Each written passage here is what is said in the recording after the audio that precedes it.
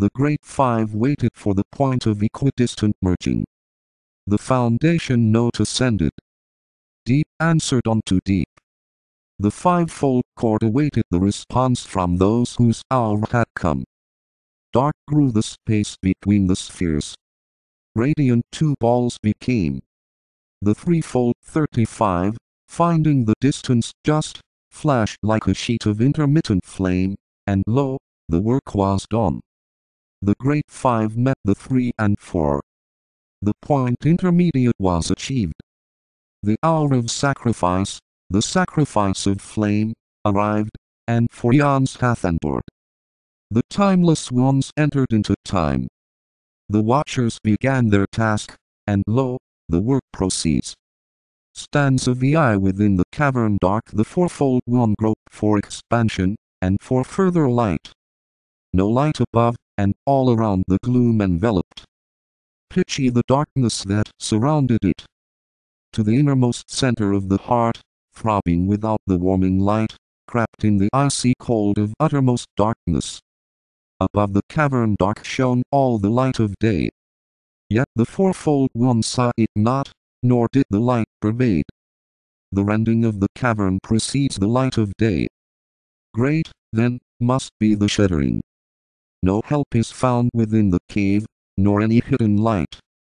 Around the fourfold one lieth the vault of stone.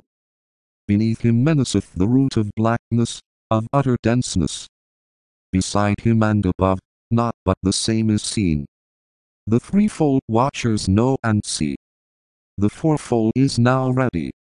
The work of denseness is completed. The vehicle prepared. Soundeth the trump of shuddering, blinding the power of the oncoming flame. The mystic earthquake rocks the cavern. The burning flames disintegrate the Maya, and lo, the work is done. Gone is the gloom and the blackness. Rent is the cavern's roof. The light of life shines in. The warmth inspires. The Lord's onlooking see the work commence. The fourfold one becomes the 7. The chant of those who flame rises to all creation. The moment of achievement is attained. Proceedeth the work anew.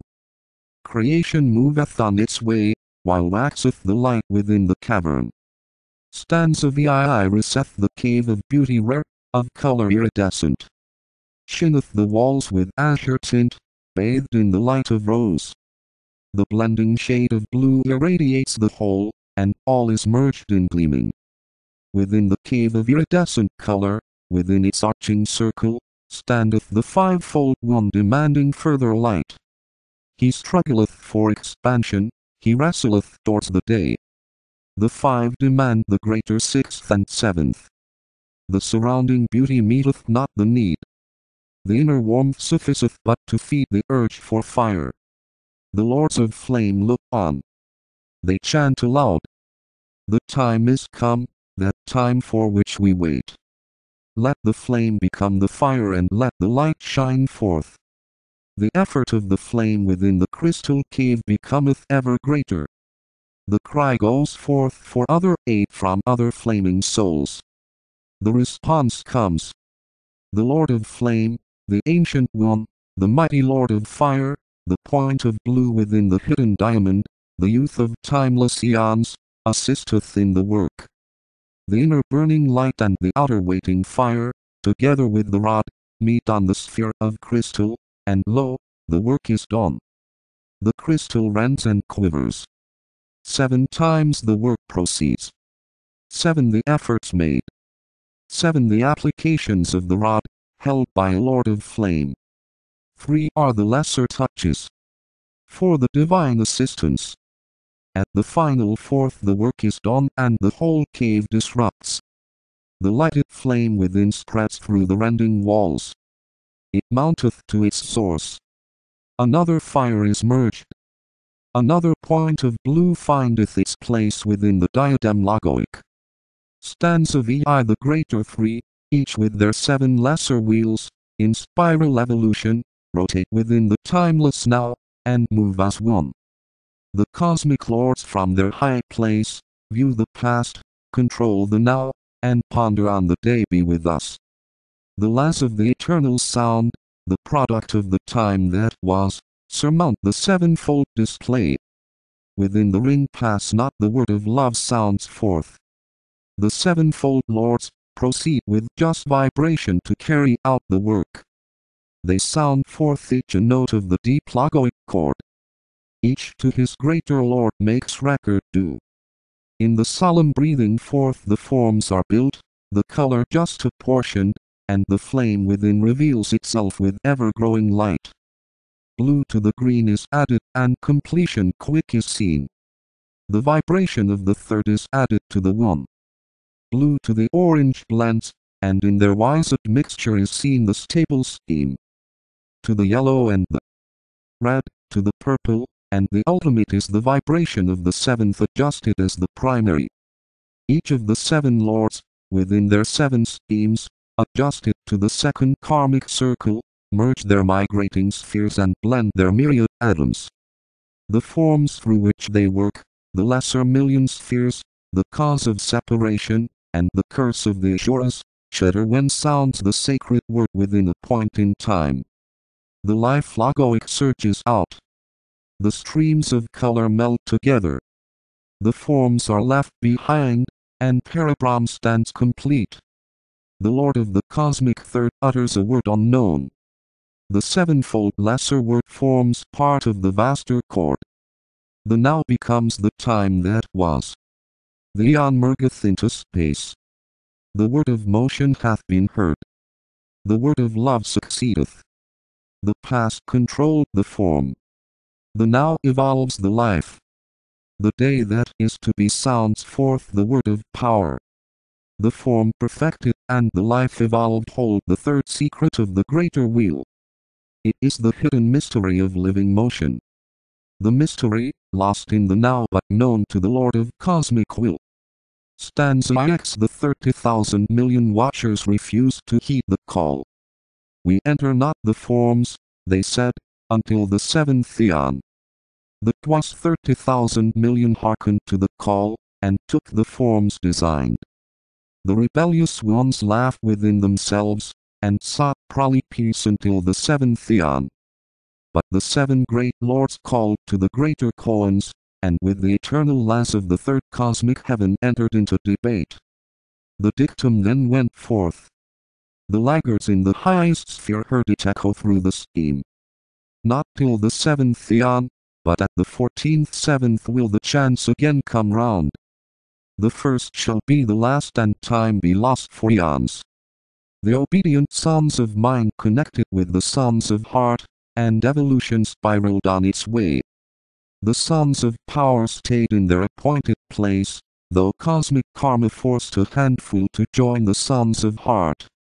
At the 14th seventh eon, the sons of mind and heart, absorbed by endless flame, will join the sons of will, in manvantaric manifestation.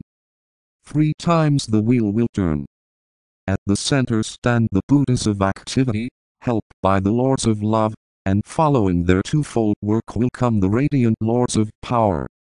The Buddhas of creation from out the past have come. The Buddhas of love are gathering now. The Buddhas of will at the final turn of the third major wheel will flash into being. The end will then be consummated. Stanza X. The fifth progresseth and from the remnants of the fourth multiplied, and reproduced. The waters arose. All sank and was submerged.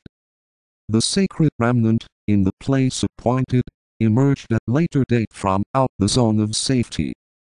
The waters dissipated. The solid ground emerged in certain destined places. The fifth overran the sacred land, and in their fivefold groups developed the lower fifth. They passed from stage to stage.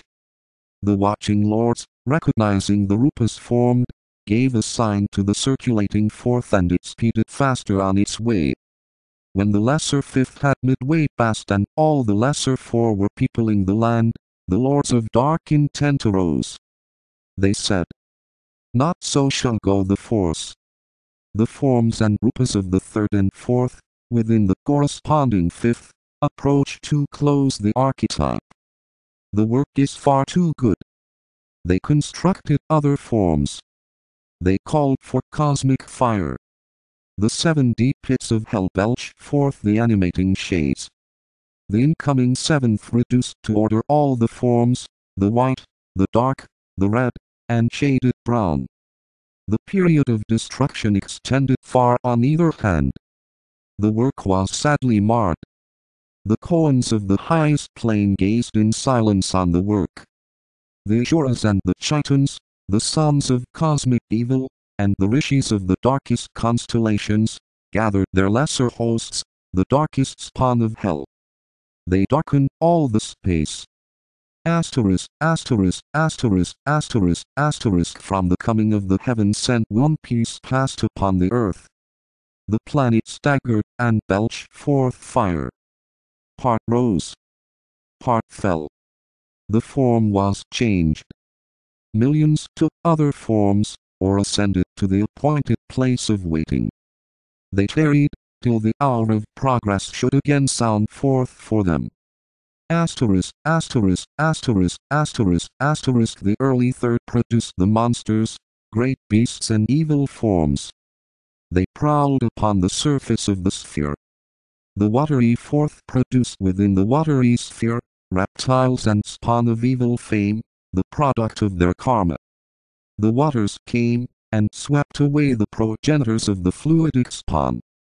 The separating fifth built in the rupa sphere the concrete forms of thought. They cast them forth. They peopled the lower four, and like a black and evil cloud shut out the light of day. The higher 3 were hid. Asterisk, asterisk, asterisk, asterisk, asterisk. The war upon the planet had been waged. Both sides descended into hell. Then came the conqueror of form. He drew on the sacred fire, and purified the rupa levels. The fire destroyed the lands in the days of the lesser 6th. When the 6th appeared, the land was changed. The surface of the globe circled through another cycle. Men of the higher 5th mastered the lower 3. The work was shifted to the plane whereon the pilgrim stood. The lesser triangle within the lower auric egg became the center of cosmic dissonance. Stanzas I. The wheel of life turns within the wheel of outer form. The matter of Foet circulateth, and its fire hardeneth all the forms. The wheel that is not glimpsed moveth in rapid revolution within the slower outer case, till it weareth out the form. The 49 fires burn at the inner center. The 35 circulating fiery vortices extend along the circle of the periphery. Between the 2 passeth in ordered sequence the various colored flames. The great triangles in their just arrangement hold hid the secret of the wheel of life. The cosmic fire radiates as directed from the 2nd sphere, controlled by the ruler of the merging ray. The cohorts of the 3rd encircling sphere in varied ranks mark out the lesser 3s. The wheel of life still moves within the form. The devas of the 4th connect the 35, and blend them with the central 49. Above they work, seeking to merge the whole. Upward they strive, who in their myriad forms revolve within the wheels of lesser magnitude. The whole is one, yet on the lower spheres only the forms appear. They seem in their divisions more than can be grasped or met. The many circulate,